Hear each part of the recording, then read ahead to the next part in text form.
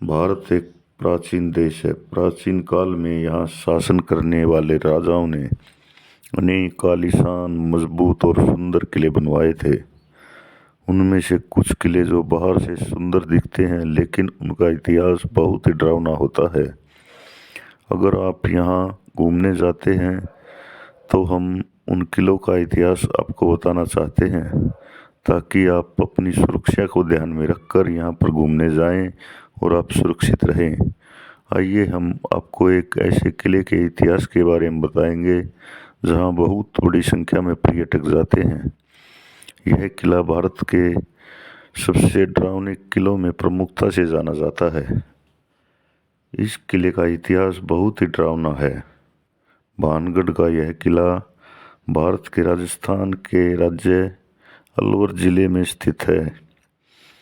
भानगढ़ का किला आमेर के कछवाहा शासक राजा भगवंत सिंह ने अपने बेटे माधव सिंह के लिए बनवाया था।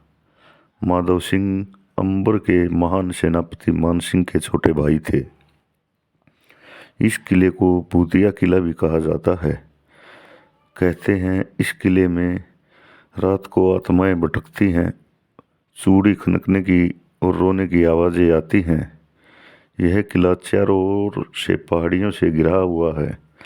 इसके परिसर में भव्य हवेलियां और बाजारों के अवशेष दिखाई देते हैं। यहाँ पर गवर्नमेंट की तरफ से भी बोर्ड लगे हुए हैं कि शाम को सूर्य अस्त होने के बाद किले में किसी को रुकने की और घूमने की इजाज़त नहीं है। ऐसा माना जाता है यह किला शापित है। जब यह किला बन रहा था तो यह शर्त रखी गई थी कि गुरु बालकनाथ नामक साधु के आवास पर किले की छाया न पड़े।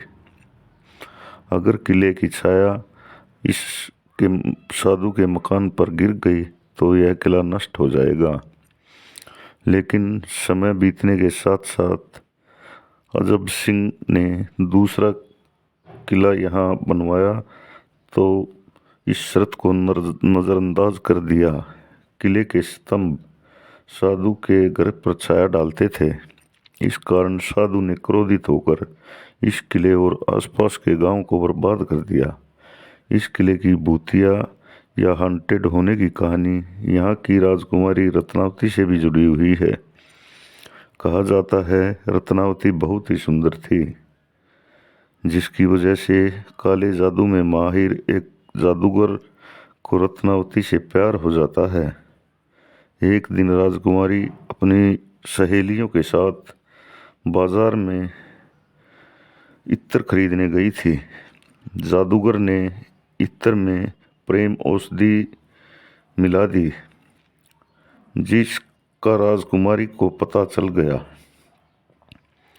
क्योंकि इस इत्र की बूंद जिस पर भी गिरती वह जादूगर के पीछे पीछे चला जाता था।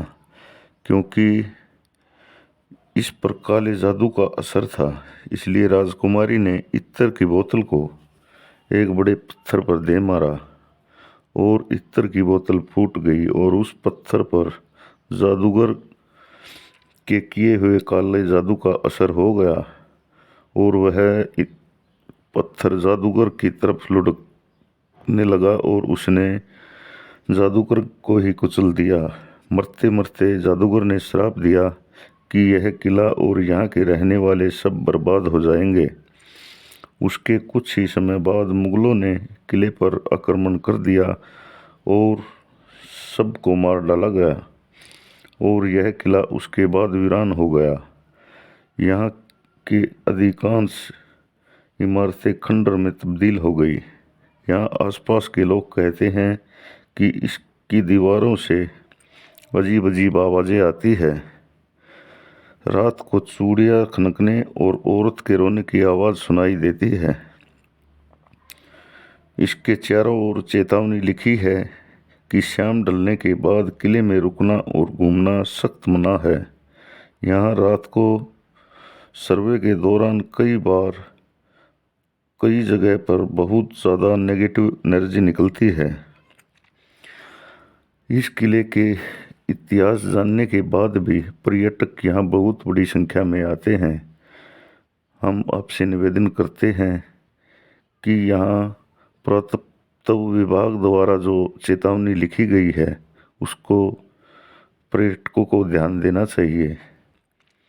आशा है इस किले के इतिहास के बारे में सुनकर आपको अच्छा लगेगा। धन्यवाद।